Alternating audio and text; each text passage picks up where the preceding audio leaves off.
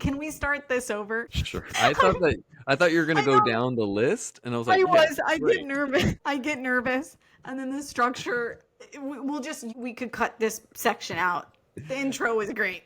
Okay, We'll cut this so little part out. So I will pick it up with, okay, I put a marker. thank you. Okay, Freudian Slips. Everyone, welcome back. This is Freudian Slips with Ollie and Danny, the place where we get to explore the shrinks, kinks, and thinks of the mental health field. First You time I got to say it, I did write it down. you did it. Hi, Danny. Hi, Ollie. Danny, what is our episode about today? Today we are going to be talking about networking. Yes, we are. Because I think networking is something that we don't talk about enough, or people don't maybe consider when you know you want to be a therapist, or how important it is, especially if you want to be in private practice. Yeah. Yeah. Let me see here. So, networking, why do we do it? One of the things that I think is important is that we need it for career advancement and growth. And by that, I mean different things like gaining referrals, other potential job opportunities that might come up, collaborating and mentorship from other people in the field or in like adjacent fields, and even with help like building a larger practice within a more specific niche. Yeah, what do you think? I think that's spot on. That's 100%. Yeah. Career advancement. I'm looking at your notes, and when you wrote that, the career advancement and the growth, when I think about how I've been able to build my practice, it truly has come down to networking. I don't want to say like this is one of like the hardest parts of just my brain, I think, is that I don't like cliche statements, but also some of them work. Follow your passions, Yeah. live left. Like it's If you can dream it, you can do it. Okay, sorry, I'm done yeah. now. It's I don't know why I'm struggling with this one. Oh, it's so hard to get these ones out. I hate it. It's just stuck in my throat. I don't want to say it. It's about who you know. I don't like that phrase because I don't want it to seem like a popularity contest or really just is about making like connections to kind of move up the ladder. But when I think about how I've been able to build my practice, it has a lot to do with the people I've connected with the relationships I've built, and how's that helped me develop myself, especially in private practice. Something that we've talked about a lot is how isolating it can be, and you're just kind of in a bubble. If you don't step out of there, if you don't actually get out and meet people, then you really are just left with the information that you took from your time in training, and God knows if that information is good, is accurate. And so career development and growth, networking has been one of the biggest things to help me become the therapist I am today. Mm-hmm. And I think it's important too, Danny, because I know even like close friends I've had that work in the field that it's like, hey, I know I told you for a while. I was like, please be your own damn practice by now, sir. Hmm. But I know some people that are almost like and not to say people can't want to do that. I totally get how this just isn't for everyone. But I know people specifically that are like, I'm not the networking type, or like I'm not salesy. I don't want to go to like these different events and like try to sell myself.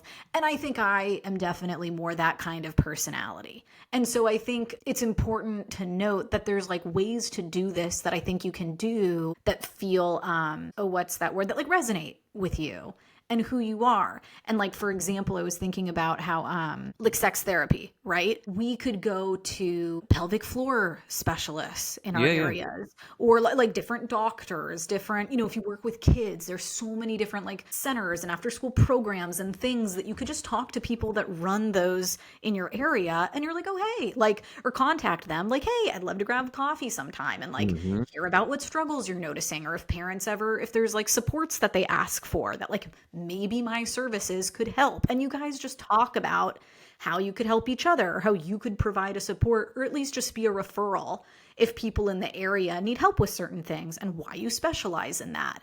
And so that always felt much more true to who I am and how I operate, because I don't think I'm very good at like selling myself. And in fact, I tell all my clients, I'm like, pick whatever therapist you resonate with most. Like you go, I just want you to have the best experience. Doesn't have to be with me. And so it's honestly probably not great for my business, but we'll say a lot of those people come back anyway. But I I don't think it has to be like salesy or gimmicky or the way that I think some people envision networking to be, especially like in other, like For sure. totally different fields. Yeah, you just hit me with two things. Don't let me forget. One is it's the job. Two is the type of people. Don't let me forget Okay. those keywords. I So won't. the I'm type writing them of down. people. Yeah, when you said the pelvic floor specialist, that just kind of hit me like, yes. As building a practice, whether you're in a group practice, a hospital, a clinic, a center, or like us kind of on our own, that is a big thing because as much as we want, maybe selfishly, and I might just be speaking for myself, as much as I want to be able to help my clients through whatever it is that they need, I am limited by my own expertise, my scope of practice, just my job and my own experience. And so I've always been very, very comfortable with the phrase, I don't need to have the answers. I just need to know the question. I need to know where to go to find the answer. And so if we're talking about being sex therapists or just therapists in general, yes, the people that we want in our network is, pelvic floor specialist, is other therapists, is going to be some doctors, like a good OBGYN, a good, what are they called? The ones that do like male What?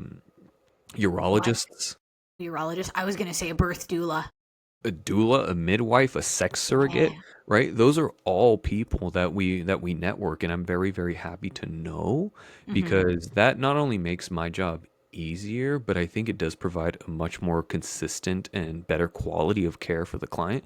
And so, yeah, that hit me, and I'm really glad that you kind of inspired me with that one. The other phrase I said was it's the job, right? Hmm. When we're thinking about private practice or kind of building yourself, you said, like you have a little bit more of that marketing bug in you. And I think that that's kind of like a simple duh, but needs to be said is why should we talk about marketing? Because that is the job. If you are going to be a private practice therapist, you are going to be responsible for all of your marketing, for all your client generation, for all of your exposure. And so if if someone out there is looking to kind of start their own practice, this is something that I've seen many, many times that some people just aren't really prepared for. They get in, they get overwhelmed, they don't know what to do, they make a lot of anxious decisions, and they don't like, they're just not cut out for it. And I'm not saying that from like a place of pride or I think that's a real thing. And so I'm glad that we're talking about this today. And I think it's important too, like you said, Danny. I think the haste that some people have, where it's like, like I just need to fill my practice. Like, how do I do it? I need to like, and even if they go too hard into it, like I just need to market everywhere. Like, I think a part of the fun is you don't know how it's going to evolve. Like, I didn't. I know we've talked in season one. I didn't know I was going to be kind of like a neurodivergent specialist. Like, I Hmm. didn't think that was going to be one of my niches. And it kind of found me. Or maybe you go to a networking event and then you actually are like, huh, I didn't think I wanted to work for a group practice, but like I found this like very small woman run like group practice that's kind of interesting and it's in my area and like maybe that would actually be really fun. Like I think the uniqueness about it and what is a part of the growth experience is that you don't know where it's going to lead you. Hmm. And I think that's fun to like evolve with the process instead of just having this idea of like, I want to work with this many clients and I want to make this much money and I need to do it by next month. It's like, not to say that that's not a lovely dream to have, but I think you don't know how that's actually going to unfold once it really starts to take off. For sure. Yeah. Being open to evolving with your practice, I think is huge. And networking definitely helps us do that.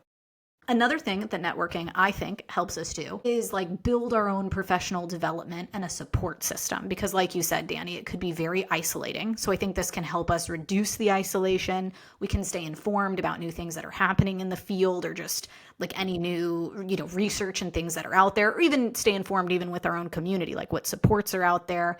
It can help with burnout prevention. What do you think? I agree. So staying informed, yes. You and I just off record were, having a small little consultation before we started recording. It's you know something that I don't, I know something that you don't, and we're able to kind of share that knowledge with a good network and like sidebar. the relationship that we have. I think I'm in love with the relationship that we have, and we're able to ask those questions. Mhm. Whereas we might talk about this later on, but maybe like the dark side, or maybe the maybe not best side of networking, where everything's behind a paywall. Like, yeah, I'll answer that question. That's like $150 an hour. It's like, ugh, networking. Can we have a relationship? But So it's like anyway, it was a one sentence question. I'm sorry. I could yeah. have just responded But in 2 minutes. whatever. Yes. The isolation bit, there is very little more professionally that just puts a smile on my face than popping on to this thing and catching up with you. Right? I love what I do. I love all of the things that I do. My life outside of therapy is great. Totally fine. I'm not saying that you are my saving grace. What I am saying is that I am your saving grace. in the trenches, when we're doing this, there is something I think super unique about being able to talk to someone who is kind of going there with you and giving you a professional nudge. Yeah, you alluded to this a couple minutes ago. And I kind of knew that I was going to be moving into private practice off on my own, but to have you in my ear throughout that process, in with the encouragement, with the guidance, with just kind of just the support, made the process easier. I think is like the word that's coming up for me. I had a lot of support doing it, and it was by no means just like a one man show, but I do really appreciate the support I've had from you and from like other people I've networked with when pursuing like my doctorate or writing the book and all that stuff, right? It really was a village that kind of came together, and I don't think I would have been able to do that if not for the networking that I've had. So staving off isolation and sharing information, yeah, I love that. Burnout, yeah, 100%. Love that. That kind of sounded like that was just like a beautiful little speech. Thank you. Yeah. Village, I'm so appreciative of everyone and everything. Yeah, I love it. thank you. Thank you to everyone. And it does come from from networking. Mhm. I Mhm. really didn't think about that before just right now. I thought this episode was again going to be a little bit more informative. Here's what you got to do. But when I do kind of sit back and think about what networking has done, like I am really, really grateful. Mhm. And I think what you brought up too that I hadn't thought about that's really important is I hope everyone finds through networking people that can have a relationship like you and I have formed, or where yeah you just know you could be like, shit, what am I supposed to do now, or like, what did I do this wrong, and that are just there to help you. And I don't know if it's, you're a competitive person, right? um, what makes you say that? I feel like we've talked about it before, and I think you were telling me like, "Oh, I'm crazy competitive." I might be like misremembering this, but I think you were telling me that you were way more competitive than I ever imagined you to be. I'm going to agree with that statement. I do love me games. I am a competitive person. Yeah, I think that's a safe bet.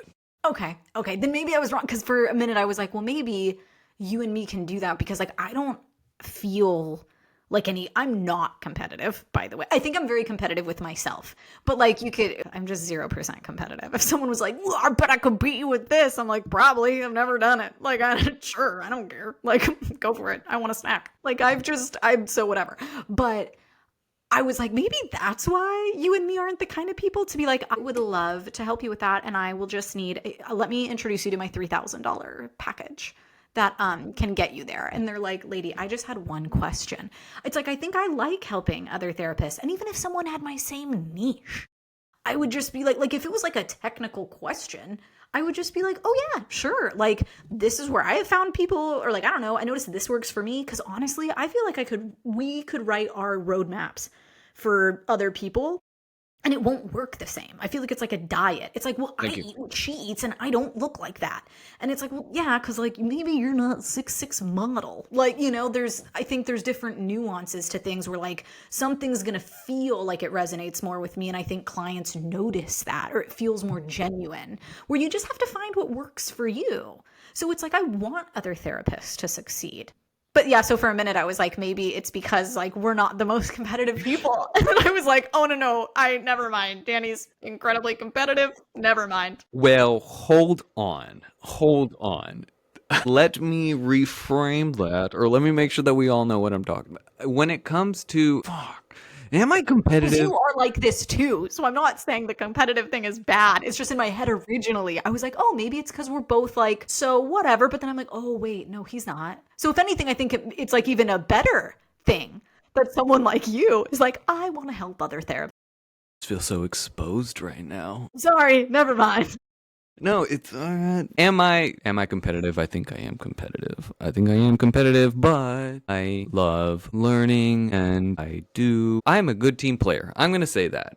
Team I player. am I am going to say that. I am maybe competitive, yes, but I am an excellent team player. I Yeah. love being a part of a team, and I think that's what saves me. Yeah, I think that is my true saving grace, is that I do love being a part of the team. Even when we were talking about this, it was always, as soon as you brought it up, as soon as we were like envisioning what Freudian slips might be, there was no other way that I could imagine this than if not with a co-host, Mm-hmm. right? So maybe I am competitive. Yes, I totally am competitive, but I am a huge team player. And kind of on that note, I love that thing you said, that they can't do it like me, and it's like, yeah, that's 100% They why can't. You want to bring my pep into sessions? It better be authentic. I Do you have can't. confetti for your clients? I don't No, know. Order it.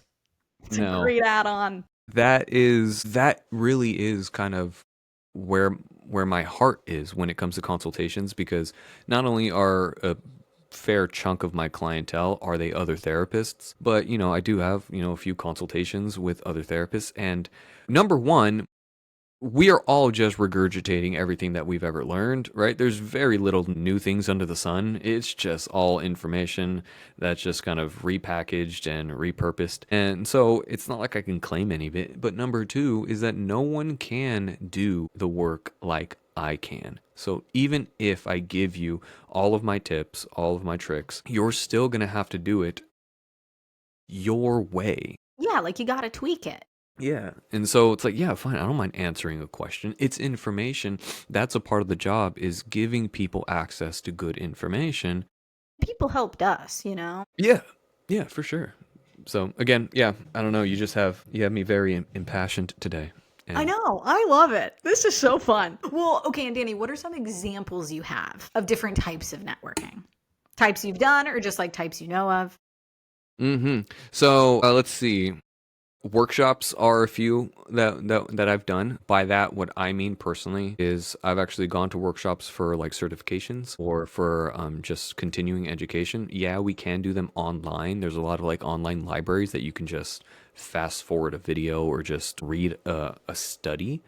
But for example, when I got trained in the Gottman method, that was like an actual weekend thing, and Oh, I got that's to meet a few nice. people. It was like, oh hey, what's up? When I got trained for like EMDR, like the basic training, that was actually a course offered in our school, but I got to go and meet people and see how they do it, and so Hmm. workshops is a good one for me personally. Another thing is the online communities. I think are the biggest ones for me. I think we'll kind of get into those in a little Hmm. bit, but that's those are my biggest examples. What about you? A local meetup girly. Whether it's on Zoom if someone's like not in the area, Mhm. or my favorite is if someone just wants to go to a coffee shop or something. I think small groups are good too. I think they can be harder to coordinate, but I've reached out to individual people. I've had individual people reach out to me. And I love any excuse to just like get out of my house, but to just like go do something nice and simple like that. And just like, great, I can grab a coffee. I can talk to someone. Like I'm out in the world. Like I love it. And even if it just turns into like, oh, interesting, we actually like, oh, I don't actually work with that clientele. But then it probably leads to other things I learn. Because it's like, oh, like we reached out to each other because we probably thought there was something there. And in the off chance, if there's not, or it's like, oh, how funny, actually, I don't really think we'd be referring a lot of people to each other. We probably learned more about each other's practice. And maybe they're like, oh, I didn't know sex therapy could be for like this other thing. I thought it was Yeah, yeah. always for this. And it's like, oh, I mean, it can be, but I don't actually do that. And so, or vice versa. some types of doctors, it's like, oh, how funny. I thought you would be getting a lot of those types of clients. Like, Hmm. maybe I was wrong. And so I just view everything as like a learning opportunity. Like, I think that is both of our strengths, Danny. Like you mentioned earlier, we're not, I think both of us are like, I do not know the answer to that. Like, let me dig into that for you. Or like, Yeah. ooh, that's actually a great question. I'll go out. I think I know someone I can ask. Like, I think the more you know, the more I just realize I don't know shit. So it's like the more you niche and like learn and specialize, it's like someone could call me and be like, "Hey, oh gosh, I'm having paranoia." And I'd be like, "Okay." What? I don't work with a lot of those clients. I'd be like, they might seem like you're a therapist. Should you not know this? And it's like, yeah, sure, I know it in terms of I've read it in a book. But like, those aren't exercises I've practiced with hundreds of people where I've Mhm. gotten tons of feedback and I've tweaked over years. Like, I wouldn't want you to pay me. Like, I'd be like, oh, actually, here's someone that I'm really confident in sending you to. And I like want you to succeed and get what you need out of therapy. So yeah, I love local meetups. And then I know that other people I haven't actually really been to many like conferences.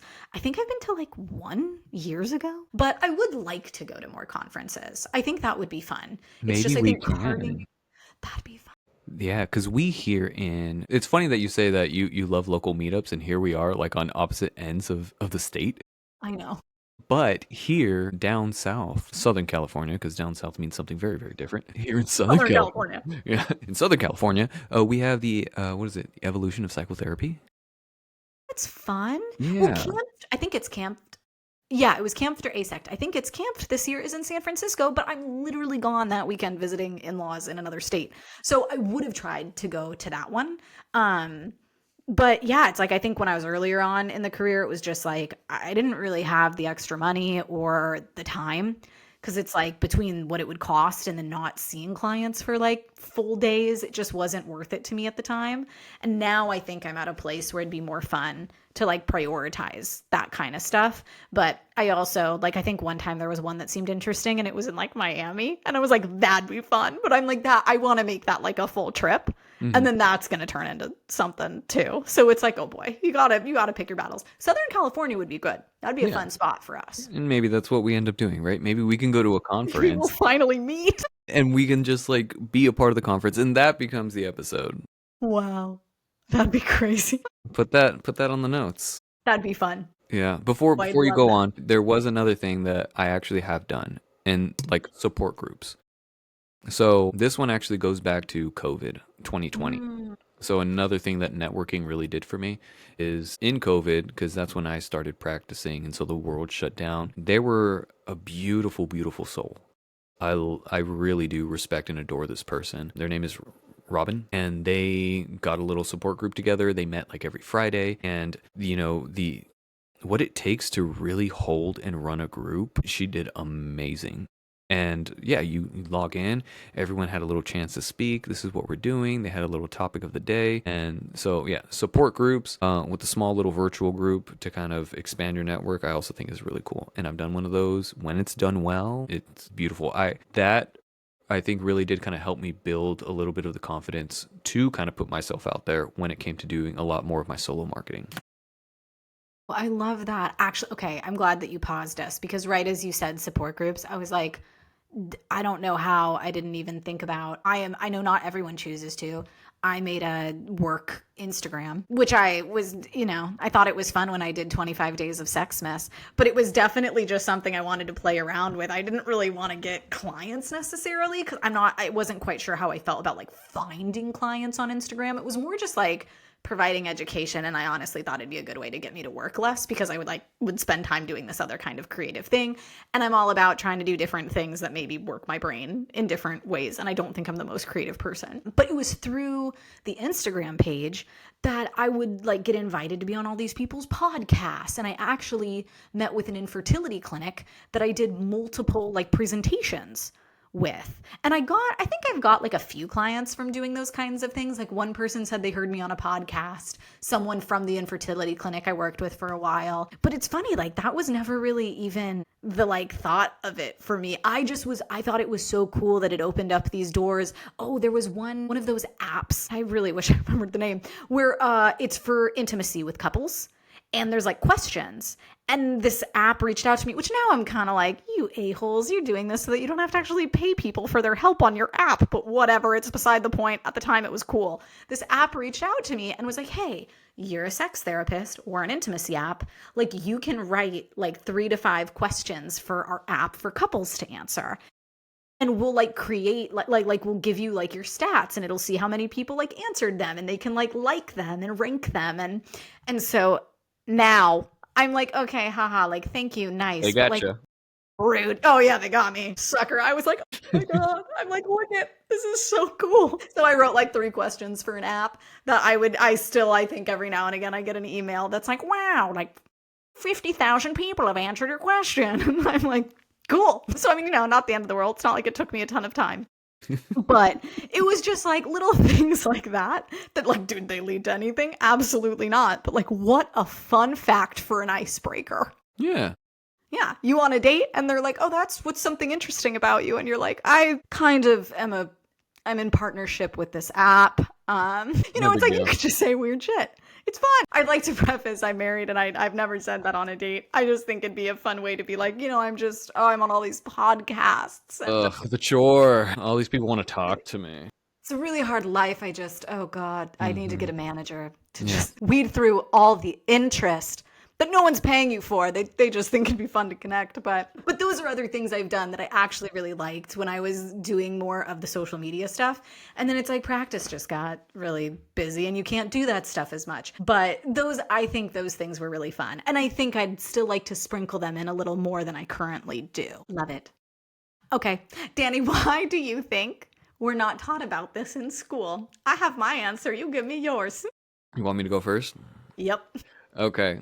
Yeah, so I love teaching, and this is a gripe that I get from students often. When we kind of open the room up to questions, how can I help you? How can I support you? Usually one of their biggest frustrations is that why can't we have like a class that's geared towards teaching? We feel as if that we're kind of just being left out in the rain because this is such a big thing. We hear it all the time that people are struggling to get clients. And so why aren't people helping us do that? And so my answer to that is twofold. Is on whole, it is. They actually do. I do believe that we teach marketing skills in our graduate programs. We just may not be great at highlighting it. And so here is my best educated guess is why there is not like an explicit marketing course in your graduate program is when I think about the accrediting bodies or the governing bodies that determine what is needed for your degree. And then when I think about like all the money it takes to build a course, to build a program, to hire the professors, to get all the materials, I hear it often enough from other professors or other people in academia, like money's tight. People are always trying to have a budget and at the end of the day, like the program, the accrediting body, whether it be, I think it's like, what is it, WASC or COAMFT or whatever. Yeah. What they are looking into is what is needed for a student to have foundational knowledge to do the job. And when you're given so much money and we have to do this and that and the other thing, I just don't think marketing is on that list. And then also when you consider that, you and I as private practice clinicians, is we're only one of 100 different things you can do with this degree.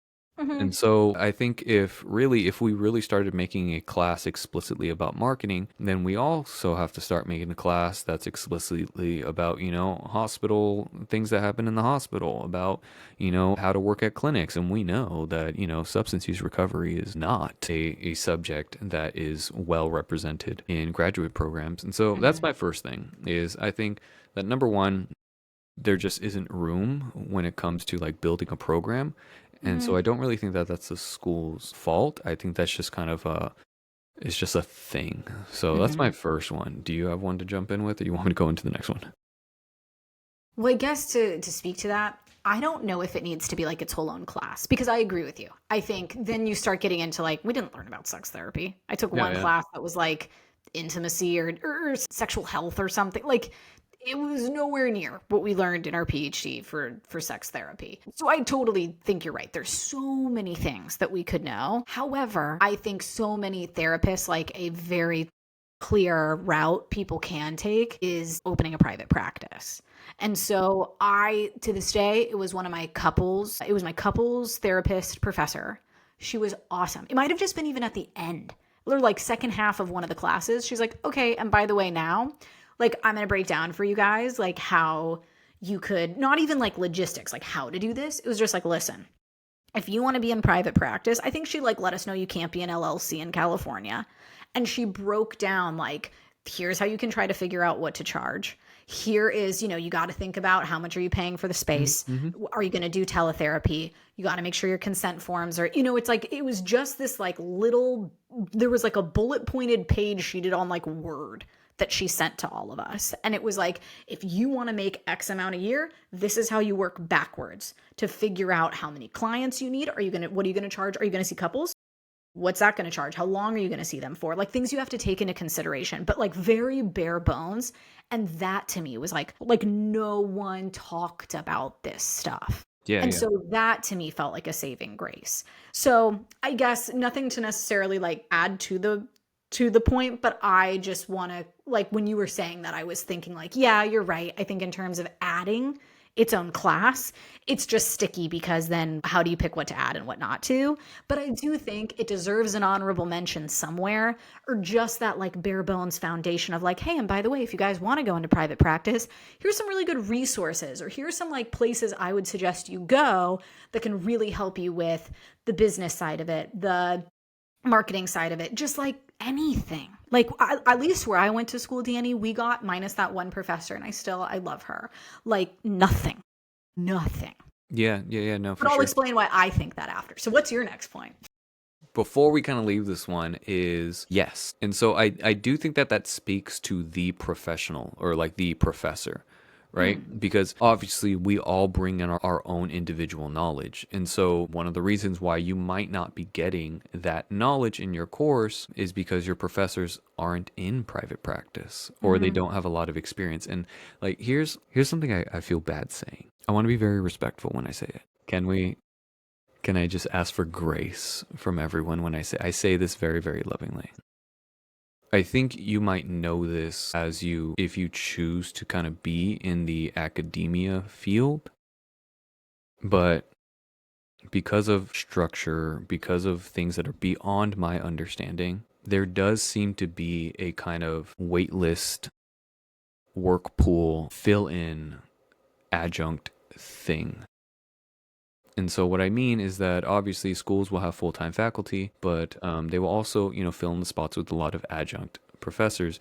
And how we get those spots is often like if they're available, who's on the wait list that kind of best fits the criteria for the course. And I really want to say that respectfully because I think an honest thing that needs to be acknowledged is why do they find teaching attractive? Is because it's consistent pay. And so if you're looking for consistent pay, that might allude to the fact that your practice is inconsistent. So if you put those two together, you might have people who maybe don't have much to add or don't have much knowledge to share on building a practice because they're supplementing it with these other jobs that we can take. And it's not just teaching, it's other things.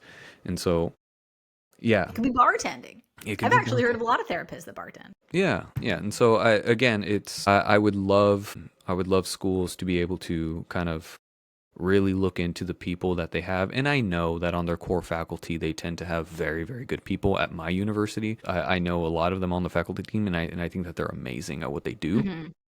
But the faculty team seems pretty small when you compare it to the adjunct team, which I happen to be a part of. And so, yeah, everyone comes from different lives. Not everybody is a private practice pioneer. And if they were, Or I they think probably those wouldn't be some teaching. well, I think some people want that balance. Like they're like, I love private practice at about one or two people a day. Like Yeah. maybe that's like they're like, honestly, out of everything I do, I would never want to give that up. But guess what? In California, I highly doubt that's paying your bills. Thank you. So, I think like, that you are saying that way more elegantly than I am. Like I really don't want I this just to, don't think I tried to say it nicely. I don't want this to sound like I'm But shitting some on people might anyone. want that balance. Yeah. They might it might not be like I can't build this enough, so I guess I have to do this. It's Yeah. like personally, that's kind of what I did, but with two master's degrees. Like I was like, I'll be a school psychologist full time until I can build a practice enough to jump over to that. For Because sure. it's not realistic, I think, when you're starting out, unless you know you don't need it, or maybe you need very low income Hmm. at the beginning. Like you need to have realistic expectations. But I also don't think there's anything wrong. I met some people that absolutely love, like Danny, you love teaching and having your practice. Like you like the balance of like doing different types of Yes. things, and it's like honestly I kind of go all in.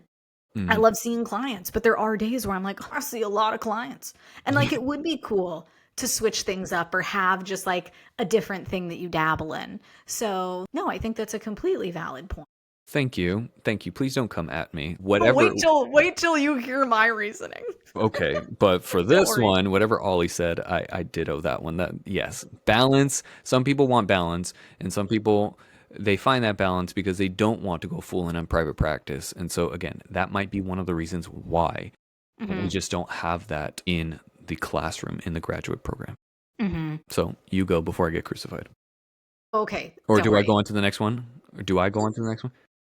Do you have more reasons for I this? have one more. Oh, I love it. You go first, and then I'll Okay. go. All right. So we'll end with you. The second reason, the second biggest reason is this isn't a reason. This is the yes part.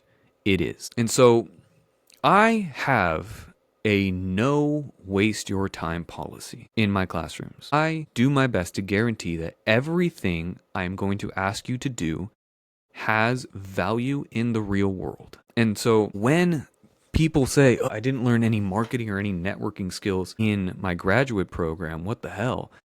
To that, I say, then you probably weren't paying attention in class. Then you weren't actually present. Because when you think about what networking is, and we've already listed off a few things workshops, conferences, local meetups. And so when you think about how is that simulated in a classroom, is the truth is that so many students want to go virtual. They don't want to meet in classrooms anymore. They tell me this very often. They do not like presenting in front of a class. They will say, well, professor, I don't understand why I'm paying so much money to listen to another student. If I'm paying, top dollar, I should be hearing it from the professional. And it's like, I hear what you're saying, but these are the reps, these are the exercises you need. If we put in our treatment plans, we put in our, little notes all the time, psychoeducated. I educated the client on this.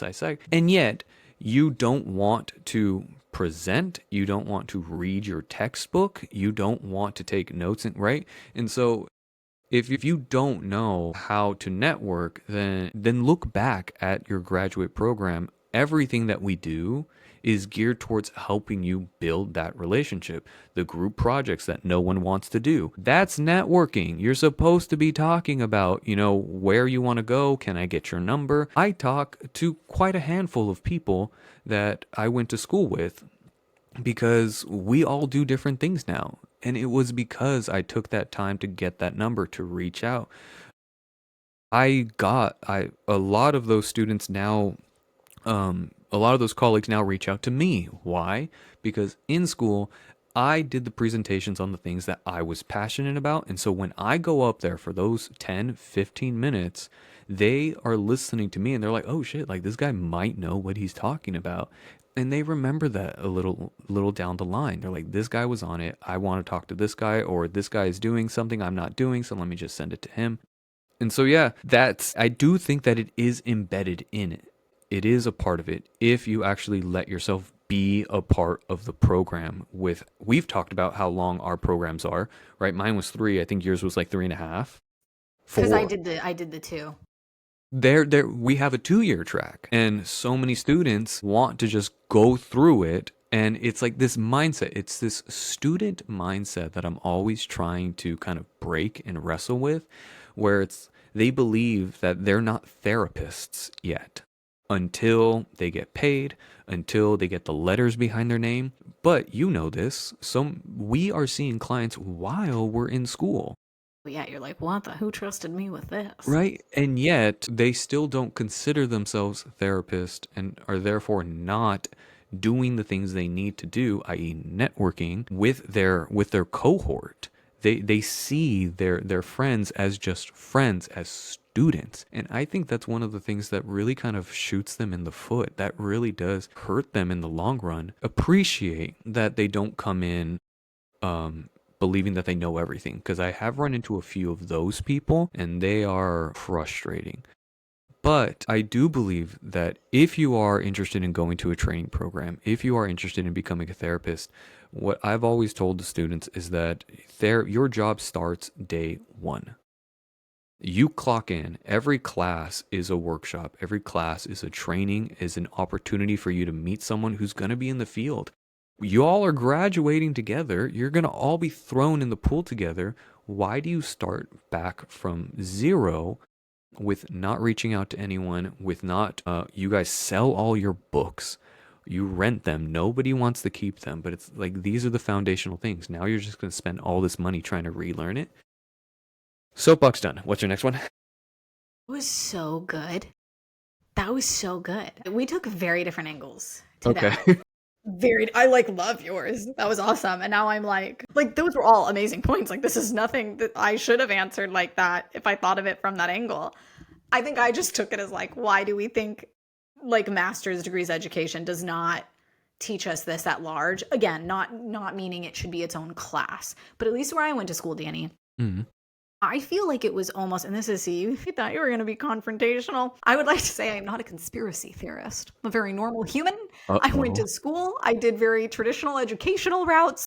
I'm nervous now. We've talked about how I think high school, especially math systems, need to be completely reorganized. I think I'm just passionate about how education is run. I'm a school Yeah. psychologist. Forgive me. Okay. In East Oakland, might I add. Okay, they had some problems, although every district really does. Anyway, it was, I think, fed to us like a line of like, well, and just remember, you're here because you want to help people. Oh, remember, we're not here to make money. Yeah. We're here to serve the community. You know what? Very respectfully, fuck you. I'm here to serve people and be a damn good therapist and make money. Because guess what? No one's making money for me. I've got 2 dogs and 3 chickens and a car that needs gas and oil and maintenance that I obviously don't know what it is. But like that shit costs a lot of money. Mm-hmm. And my job that I'm passionate about and that I do all this freaking research for, that's not for looks. That is so heavy every time I move. So heavy. I've read all those things. Like, it's important. Like, I'm not going to let someone guilt trip me into paying me $40, $30 an hour as a licensed therapist. I think it's bullshit we do it to associates, but you know what? At least at that time, I was always able to justify, like, I get it, you gotta play the game. Yeah. And like, I need to put in my dues, I need to get my hours, whatever. I get it, okay? But the minute I got licensed, you know what? Do you need cheaper therapy? There's so many options available today. Do I agree with all of them ethically? Absolutely not. But they are available. And guess what? There's associates that would love for you to see them, and they will charge less and be happier about it. Mm-hmm. Like, don't waste my time. And I'm not going to give you what I know the quality of my therapy is for what I did not agree as my payment would be. That's like, fair. that was my reasoning of, it might sound terrible, but like, I think there's something about the education system, or at least and again, there were certain professors that were not like this. They were very like, you go, you get it, girl or guy or they or them, whatever. They were like, you got this. But I am so tired of hearing people be like, oh, you're a therapist? Like that would be fun, but like that doesn't really make any money. And it's like, you know what? Am I going to make 800 grand a year? Probably not. But like, I will tell you, I am doing just fine. And I never thought I would make this much money as a therapist in my wildest dreams. And so I don't like that. I think we still feed people this lie. And it's like, why? So that then they don't think they can do any better and they'll agree to being treated like shit and paid like shit. And they're still going to try their best because it's like, we are one of, I don't want to say the only careers, but I feel like we are specifically a career where it's like, oh, but like, why would you, if you don't give 100%, you don't care about your client.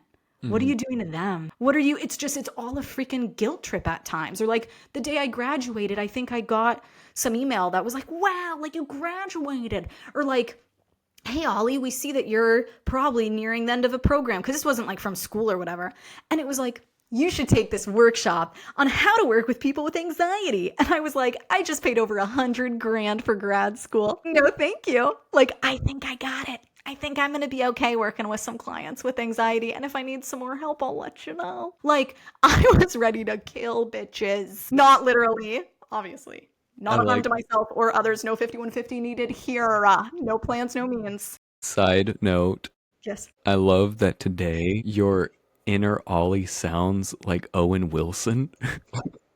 I don't know if you noticed that, but you've just been channeling like Owen Wilson when you go into inner Ollie. So I like it. I've always talked in, like, I've never noticed it, but people are always like, you're very, like, animated, or you have, like, Wow. voice. I've never noticed it. And I'm always scared that people will think I'm, like, making fun of someone or, like, trying to mimic something. And it's like, obviously, I'm sure I heard these things in the wild, or else how would I, you don't subconsciously, but I don't consciously know what I'm trying to mimic. It's just, this is how my internal Ollie feels about these There things. we Like, go. anytime that I'm somewhere, or like I'll still do interviews sometimes. I've cut back on this, but I used to do job interviews when I probably shouldn't have, because I was like, I could pick up like a weekend thing, and Danny would Yeah. always be like, Ollie, shut it down. Like, you do not need to be doing this. That's a whole separate issue. But anyway, I've stopped doing that now. But I would go to interviews. And even when I was like, oh yeah, I have a private practice on the side, I'm just looking for something on the weekend or whatever, I would notice in interviews, I think which makes sense, they probably assumed I wasn't doing all that well in my private practice, or I like needed more. So that's why I was coming to them. And multiple interviews I've been in, people have almost tried to insinuate like, oh, yeah, that could be really hard. Like, it's honestly, I just really don't think it's worth it. Like, it's so much easier when we could just give you a W-2 and da da da da. And then they're like, so like, this is what we're gonna offer you. And I'm like, oh, okay, that's fine. I'm not taking less than like whatever. And they're like, oh, like, you're not gonna find that anywhere. And I'm like, that's okay. Then I won't work for anyone but myself. Peace out, ho. I Mhm. don't say that part, but essentially that's my vibe. I'm like, you're funny. I don't need anything from this interview. I just wanted to ask, wanted to see if this could be a good fit. It obviously won't be, but like, I don't need you. And that's the best fucking feeling in the world. Yeah, you work a lot. I realize how much of our relationship is you telling me to do something and me telling you to stop doing something. I know. But that's why we're a great balance for each other, because I don't think my way is healthy. I'd like to clarify that. But so that's you thought you were gonna get crucified. But that's my reasoning for why I don't think it's hot. Like, I do think still at some fundamental level, therapists are like led to believe that and again, this is all the side, what are they called? Like, not sidebars, but all those prefaces of like, I'm obviously just speaking from my own experience, and like, I don't like, there were great professors, I don't mean this all the time, whatever. But like, in general, I get the vibe that a lot of therapists are empaths. They want to help people, which I obviously do too. But I think why I don't burn out at this job is because it's my job, and I recognize that, and I care about myself, and I can hear about things in work and be like, like, that was heavy. Hmm. And then I put it down and I go do the rest of my life. And if I didn't do that, and didn't care about myself and what I took home at the end of the day, I don't think I'd be doing great in this job. And so I think we need to empower more people to be great therapists, but like, do this thing their way. And it might not be the way I do it or the way you do it, but like, don't listen to what they say you have to do or the places you have to work, and like guilt trip you into feeling like you have to work with certain populations. Like, don't do it. I had enough substance abuse growing up in my family. That's not the population I'm leaning towards. I don't need that in my professional life. And so I just wish more people were taught that, or at least that was the narrative told to them, versus just all these little things that I think you don't realize after years of hearing it. It really ingrains in some people this guilt of like, well, but I should, but I can't, and what would that be doing to them? And it's like, yeah, I'm glad you care about that. That probably is why you picked the profession. You're probably a great therapist. Like, you care. It's like, now, bitch, care about yourself. Like we need to work on this.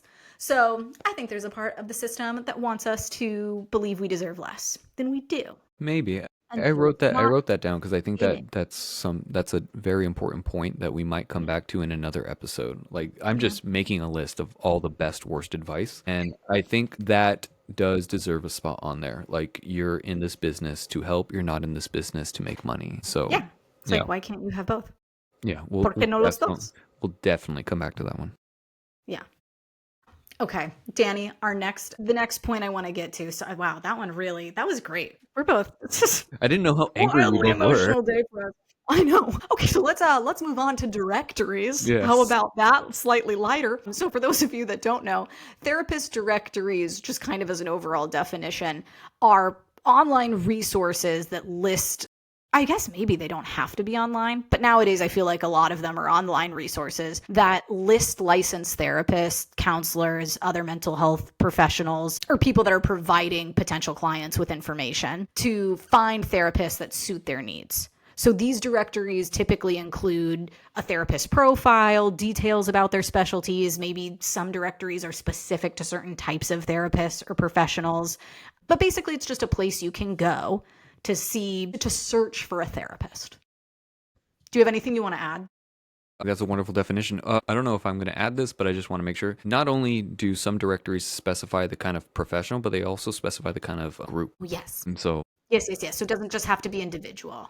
That's a good point. That is a great point. So Danny, what are ones that you either know of or that you use? I thought it was interesting. I wrote down a quote I found online just because I was like, geez, like just for if people haven't really been to many therapist directories or maybe you've seen one or two, there are quite literally hundreds of them. And this one article was saying that some of them, so not only are there hundreds, I honestly believe there's probably thousands, but some list over like 160,000 therapists. So it's not uncommon for therapists, I think, to talk about how many directories they're on and like have never heard anything from any.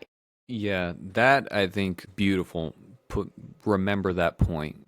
So mine, the ones that I mean, some examples that we have are Psychology Today, ZocDoc, Therapy Den, Mental Health Match, Therapy Tribe, Good Therapy, and then we also have the insurance ones, which are Alma, Headway, BetterHelp, Rula, Grow, Cerebral.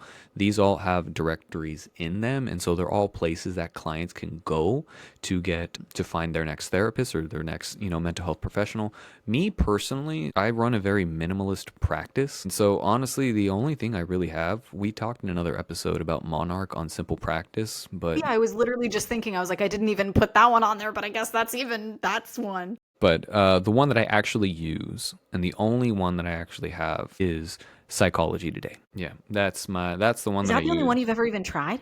No, so I used a site called Thurvo, which is yeah, it has an interesting twist. So I think I did that too, but explain the yeah. twist. So while many other places, what they do is they charge like a subscription fee. So for example, Psychology Today charges a monthly fee. You pay the fee, you just run the charge every month, and your profile is up there for people to see. Thurvo, what they do is you purchase credits. And so you can have a profile listed for free and people can see it. People can have access to your information, and what happens is that the potential client will send you a message, or you guys will get linked in some way, and you'll get a notification, and you'll get a small little blurb that says so and so Sally Sue is looking for services in I don't freaking know, Ontario. Click here to view more, and you can spend your credits on the small little blurbs on the clients who you think you will actually have the highest chance of getting. So it still kind of it's still a little bit of a gamble, but I have used Thurvo. Wasn't really my favorite, got off of it, but I mean it's a good option, just wasn't for me personally. I've also Mhm. used Good Therapy before, which is very similar to Psychology Today, has a monthly fee. I think the biggest difference on those things, Therapy Den and places like that, is they might highlight different information. And so I remember that my time on Good Therapy, when you're setting up a profile, they tend to ask you a couple questions that say, write as if you're talking to your ideal client and then answer this question. And so I think the biggest thing that you'll notice in between platforms is that they're asking you slightly different questions or asking you to Hmm. kind of introduce yourself a little differently. But my big point and why I liked what the quote that you pulled from that, I don't know, what was it, like a study or an article? I don't, yeah, some like PsychNet or something like that. Yeah. The reason why I only have one is because of the truth in that quote. There are hundreds of these with thousands of professionals on them. And so, one thing that I do want to highlight, and I think is important to highlight when we're talking about directories, and all of these things really, but it really shines with directories, is that these are tools to build your private practice. These are not front of house management. This is not the sweet little old lady that's sitting at the front desk of your clinic, looking through, taking all the phone calls, and then personally, there is no one at Psychology Today headquarters, at Therapy Den headquarters, taking in these requests, seeing how many clients you have, and then sending this thing to you. So one thing that I see a lot in our groups is a lot of anxious clinicians are like, which ones should I sign up for? Which ones actually generate clients? And it's like they all generate clients, but when there are so many of us on them, which is just a part of the field, right? Especially in California, there's so many therapists that it's not the site's fault. It's not the client's fault. It's not even really your fault. It's just that's how big the field is. And so it is a tool. The reason why I only have one is because, at least here, Psychology Today is still one of the most popular ones to have. So my chances of getting a random match are increased compared to if I use a less popular platform. Hmm. But number two is I use my Psychology Today as my virtual business card. So when it comes to networking, when we are kind of talking to people and when they say, great, give me your information, what I do is I give them my Psychology Today. Mm. What that does is that helps, whatever algorithms are out there, the more hits you get, the more times you're going to be viewed. And Hmm. so I only have one, but I use it for almost everything. And that Hmm. also helps me increase those things. And so, where I think some clinicians can shoot themselves in the foot is that they tend to have a lot of different or a few different directories. And then, based off of who they're talking to or where they're at, they'll give them those directories. And so, it's really just 4 or 5 different avenues taking one step at a time, which really ends up looking like zero progress compared to one taking multiple steps at a time, which pays more in the long run. So, yeah, that's me. How about you? Ooh, so I think I've tried a few more than you. Like I think right now I might still have like there was a free profile thing you could make on like Mental Health Match or something. Yeah, I've had that one. I've never heard anything from that, but it's like that was fine. I like literally copy and pasted what I had on Psychology Today, put it on there.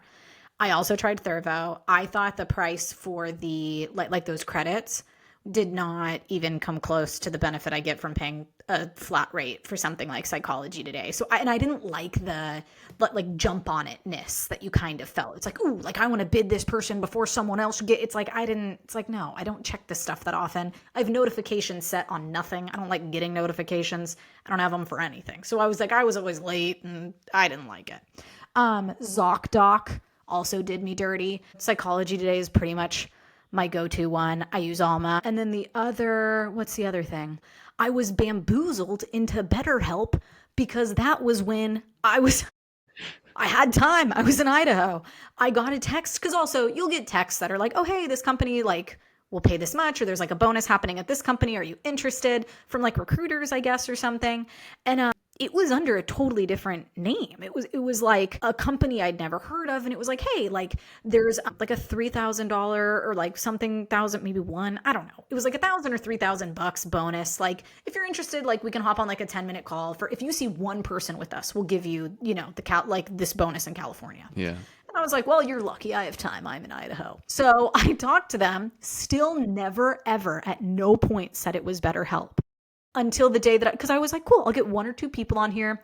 I'll stay on like with them, and then I'll just Like, I'll just use this for like one client. Come the day that I start, it's fucking BetterHelp. Yeah. I was like, trickery. Like, how? How is that even illegal? You bamboozled. Like, what? I wasn't ever informed. So then I was like, oh my God. I was like, I'm a fucking therapist on BetterHelp. I'm like, this is embarrassing. This was a And fun week for the two, for like a oh my fun couple of God. weeks for us when I found out that you were on BetterHelp and I was we like, found Danny. out all the shit that Because you I were think I might doing. have even told you before that I was Yeah, like, yeah. oh yeah, there's this company. It's like they have a bonus thing. Like, that's cool. And then I was like, Danny, guess who it is? Guess who it is? I think I had like 2 or 3 phone calls.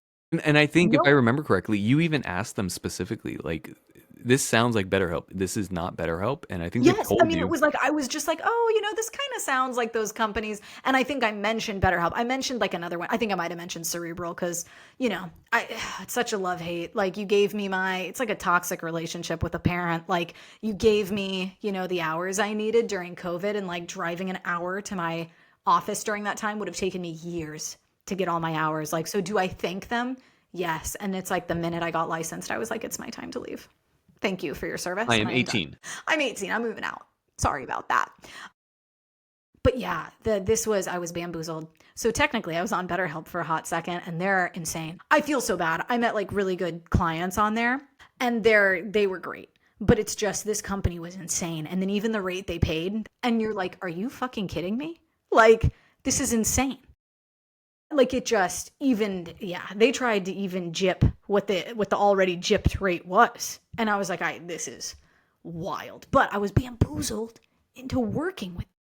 So I took that bonus and then I left. I was like, this is insane. But I haven't tried too many other than that. And then, I think it is important though, Danny, like you mentioned, I had a supervisor. I might have actually been the supervisor I was with in our PhD program, but she was older and she was telling me like, oh yeah, I basically just have my profile on Psychology Today, and that's all I've ever had to do.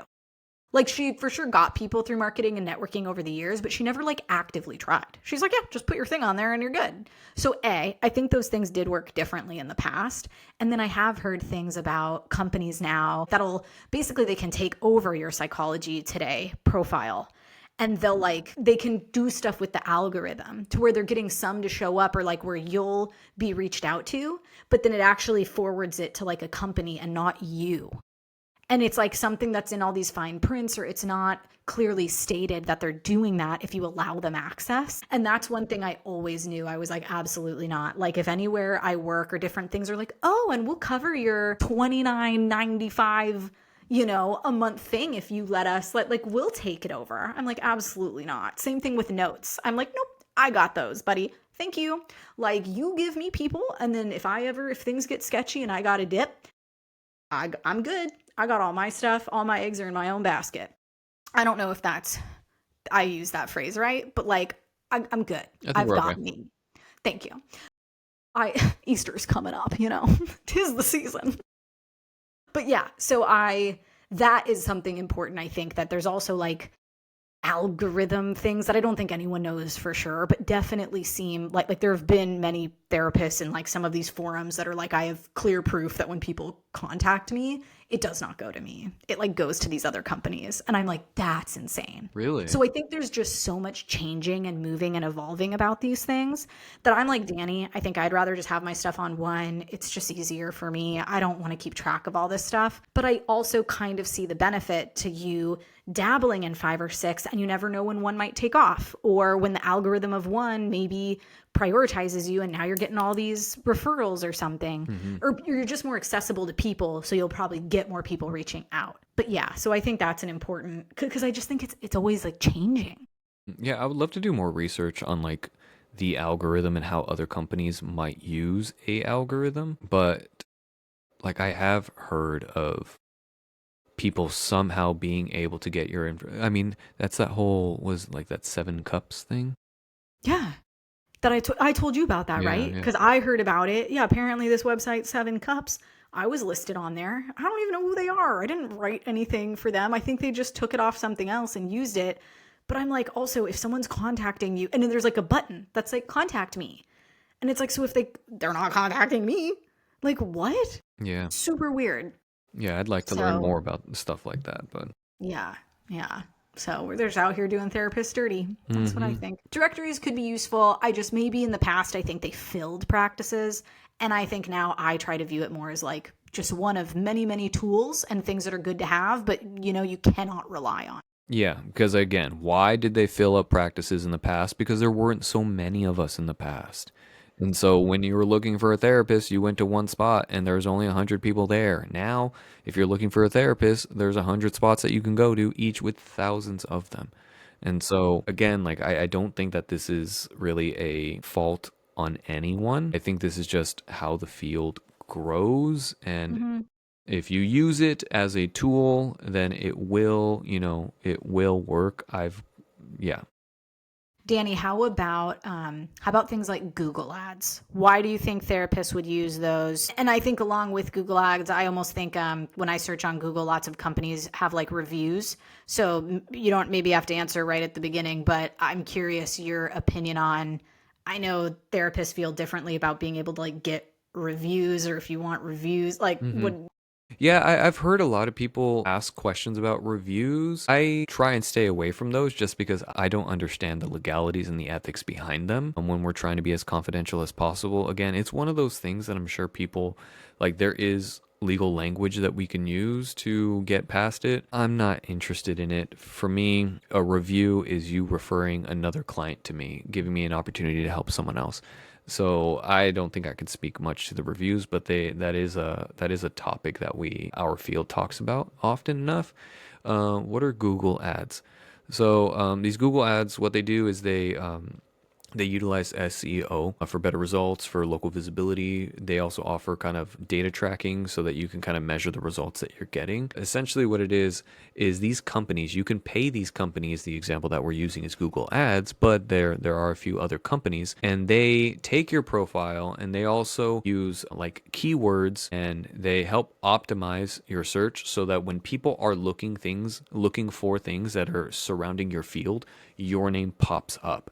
So they're going to highlight psychotherapy, there's sex therapy, they're going to highlight your area where you live in, where you practice, right? They're gonna build an ad around your licensure, so the letters behind your name, whether you're an LMFT or an MSW, LPCC, whatever. And so by taking all of that information, they build an ad where this is where I think like we actually have the biggest like concrete argument for an algorithm, because that's exactly what a Google ad is using.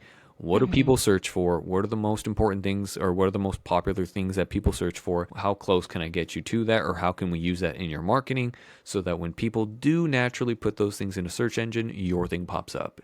You can also Mhm. just pay, and when it comes to like a Google ad, you can just pay to have your thing, just pop up. That probably takes a lot of money, but those are other ways that people do their networking and get their information out there. Mhm.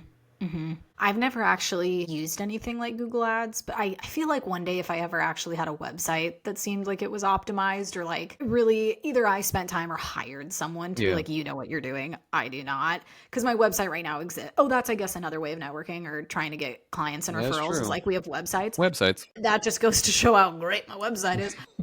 I think every blue moon someone reaches out and I'm like, wow, how the hell do you find that? But it's definitely not my forte.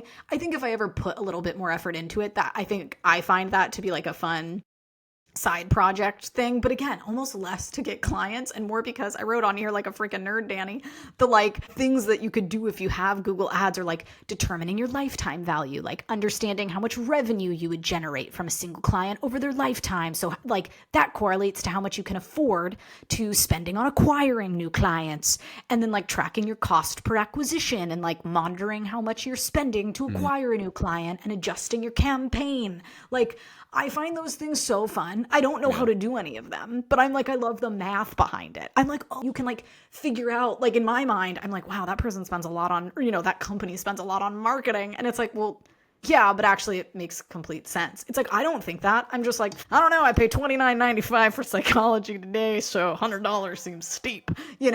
And so I like that there's more trackable features. Obviously, like you and I love the Yeah, analytics we in a simple practice. So I think those things are cool. I just wish I had the time. And I personally think you're probably going to need at least a little bit of an investment if you want to like create some kind of website and then use Google Ads to promote it. Or even if you can, I don't know if you can do that with like your Psychology Today profile or something. I don't know. But all I know is I think it's going to take a little bit of time and some money to like really play around with that a little bit the way I would want to. So one day maybe, but I think it's a fun option. And I think it's the most, at least you can target SEO in I think a more logical way than now some of these directories are going, where there might be kind of people pulling the strings behind the scenes. That's like, what can you do? I think people that work with Google SEO, it's changing all the time, but like that's their whole job is to Yeah, like yeah. do that and be good at it. Yeah, so definitely, I think this is the one that we're most out of our element in. It is an Yeah. option, but yeah, definitely do your own research on that one. Yeah. How about like online groups? So those are those ISO groups. I Googled that. I was like, ISO groups. I'm like, I'm not a part of those. I'm like, what are those? Google didn't know what it was either, okay? They're not up to date with the lingo. Yeah. It spewed me some words that I'm like, I don't, this is too technical for me. I'll ask Danny.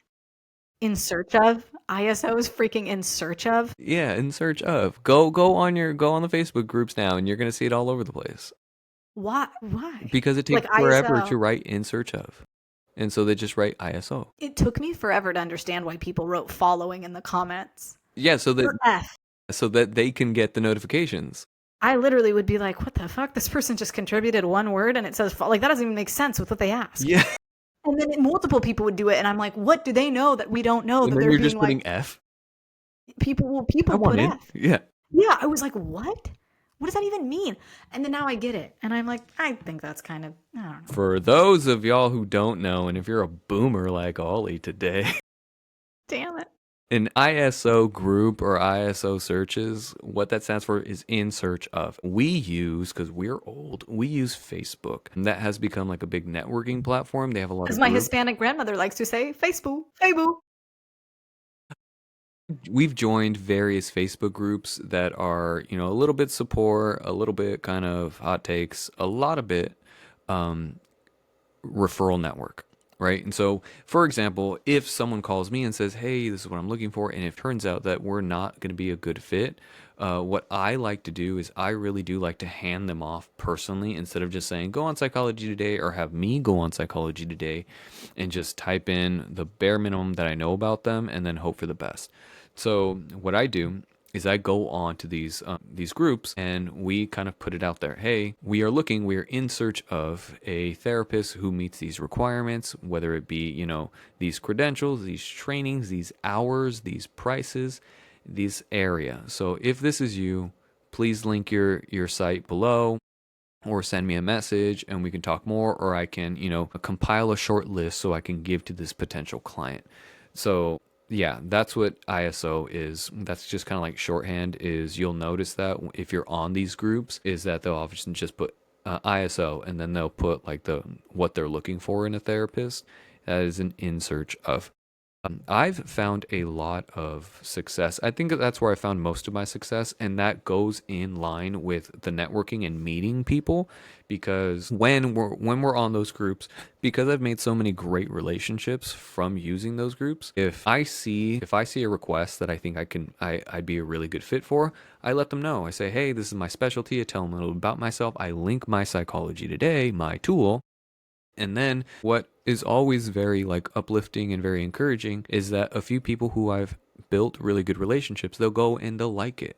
Or they might say like, hey, Danny, it would be a great choice for this, right? And we give that support back and forth. I truly believe that that goes a long way because we are therapists, we're professionals talking to other professionals. And when you have a few other respected professionals in the field saying, yeah, this guy, is good for the job, then I think that speaks more than, going randomly to Psychology Today and putting in like an area code and seeing what pops up. For just an FYI, is that when you do see people like type in F or type in following with those groups, because if you join those groups, if you decide to use this as a tool for your networking, this is actually a pretty big common thing. They show up when either someone's asking a question or if someone's looking for a very particular request For example, is someone might say, in search of a sex therapist, right? This is a still pretty uncommon thing, is not a lot of people know about us. And so when you see that, you're like, oh snap, I want to know if anyone's a sex therapist. And so they'll just put following or they'll just put F. Why do we do that? Is because you'll likely then get a notification when someone else responds to that text. And so it becomes a very easy way for people to jump back to the conversations they were following to see if anybody actually responds to them with good information. So that's how I use the ISO. That's how I use those groups. I think that they can be great. I also think that they can be very not great.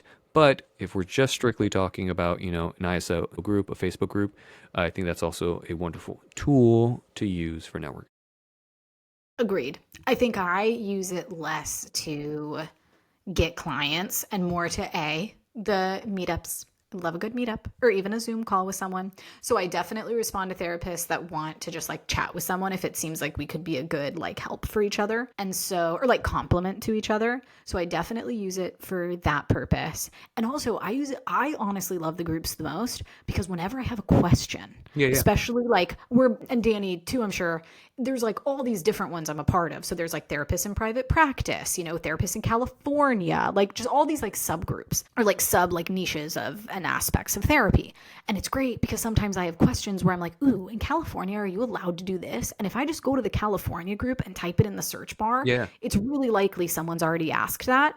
And then sure, there are times where it's like you still want to refer to legal or like call your malpractice or something, but it's very helpful to see like 50 therapists all answer the same way. And you're like, oh, okay, like that gives me some direction. Or if you're like, like, would this be a conflict of interest? And you can you could either ask on there or people probably have already had similar questions and you could get answers. So I almost use it as like a Google search to get answers I want to questions, kind of, is like how I've utilized them. But I do love them for that reason. And every now and again, there's just a real good fight going on. And you could be like, oh, they said that. Oh, they said that. Yeah. So Yeah, we're human. therapists can be unhinged. But that's Yeah. for another time. That's definitely another time. Yeah. But no, I love that. Yeah. I've definitely had a lot of answers, a lot of questions answered on those things. And so, I mean, if you're going to type it into Google, why not type it in to a place where you have people practicing in the field and actually applying those things, actually working with those things? So I think that's a great thing to use a Facebook group for. Oh, Danny, I think I might make an executive decision here. I might jump us to the end. This one ended up being a lot more robust of a conversation than I thought. I think it's more important to know what you think has been the biggest help in building your personal practice and like in building your private practice over the years. Awesome. I have 4 little things. What do you have? Oh, do you want me to go first? If we can go back and forth one on one, I can Yeah. say Yeah, mine. let's go back and forth. I didn't write mine down, but I can judge. Okay. I'm ready. Do you want to go first? No, you go first. Okay. You were prepared. My first thing is this is actually what has been the biggest help in building my personal practice is this is actually a comment that a mentor of mine said to me that I've taken to heart and I've really kind of used. And that is if you want to be a good speaker, you have to have something to talk about. And so a big thing in building my practice was in knowing my brand, my vision of health, and how to be confident in the work so that when I'm speaking to other clinicians or when I'm in consultations, right, if they're 15 minutes, you have a very short window. And it's not really about selling yourself, it's about understanding what you provide. And so I know a lot of people want to have big businesses, they want to have a good caseload, they want to be able to do all these things, but one of the biggest things that helped me build my practice was taking a step back and learning my craft, really understand having something to talk about. And so I think a lot of people really rush to these networking tools and they haven't spent enough time in the books, right? You and me have huge bookshelves. They haven't spent enough time really understanding their therapy. And so for me, that was the biggest one is understanding my brand, understanding my therapy. Ooh, I mean, 100% agree. I would say my biggest one, or at least like the biggest contributor, is time. Because I went directly, like, I got all my hours under someone in private practice. And so, other than when I was in school, the hours I was allowed to get, which I think is like what, something like no, not even 700. I don't know. It's not a lot of them. 300 maybe you can get while you're still in school. I don't remember. Um, those I got in schools because I was working as a school psychologist at the time. So I was able to like get both hours I needed in the same setting. The minute I was done in schools, I was working under a private practice therapist. And I think at first I'd get, I think not even an hour a week. I mean, it was like there were weeks before anyone even called and then they did. But like I was on Psychology Today as an associate the day I basically could be. And I think it was truly just through the time that Mm-hmm. I've been on things. The clients I found when I was at Cerebral, which was also technically like a private practice, just under like their platform, because they were hiring associates at the time. So I think it was truly just through getting paid, not a lot at all, and like building a clientele very, very slowly. I think was my number one thing is time. I like that. Very good. Another one for me. Number two would be being a student and never assuming that I knew everything. And so when it does come to networking, something that kind of turns me off is when people kind of come in and they seem a little rigid. Like they know they have this like this is what I know. And this is all that it is. For me, one thing that has really helped me is being very comfortable with not knowing anything.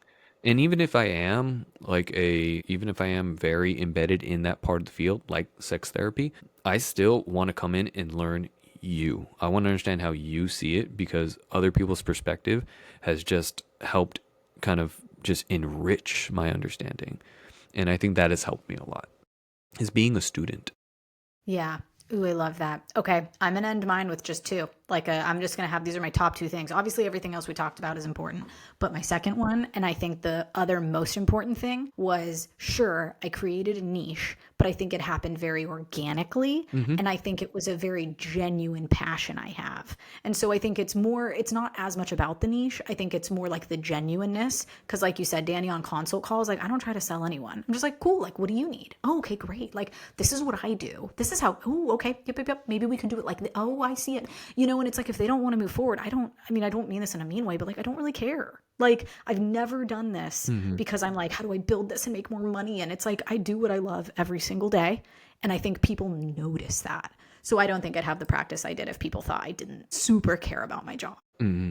Beautiful. And your number two, or is that part of it? No, I'm done. Those are my top two. Cool. My last two is looking for good relationships over profitable niches and successful people. So what I mean is that I believe that my practice has grown far in a way because of the people who I've met, like Ollie, like my mentors, like my other good friends, instead of what I see sometimes in like our Facebook groups is people are asking like what populations should I get into that pay the most? And like to me that's just never been my way of doing it. Having good relationships with people who really trust your work and can really vouch for you in the field has always been my route, and I think that's paid off really, really well. And the last big help or big takeaway for me is to not make anxious decisions. So I think this kind of goes in with Ollie when you say time is one of the biggest things, Mm-hmm. and I agree with that.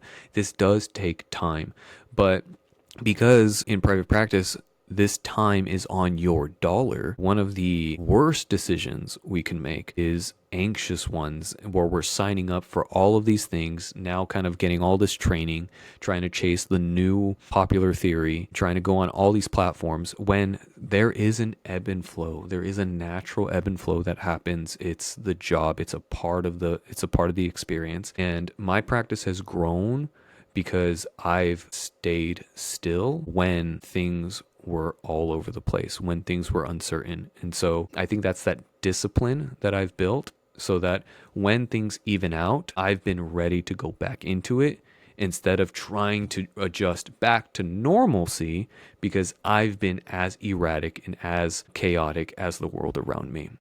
And so learning to stay calm, learning to understand the ebb and flow, that's how I've helped build my practice.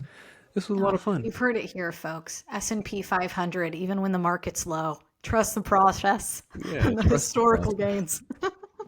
Okay. We are not investment people or advisors or giving advice. But Danny, this was great. I hope this was helpful to people out there about marketing, advertising, just different ideas of how to build your practice and kind of different ways that you can look at these things and like through different lenses.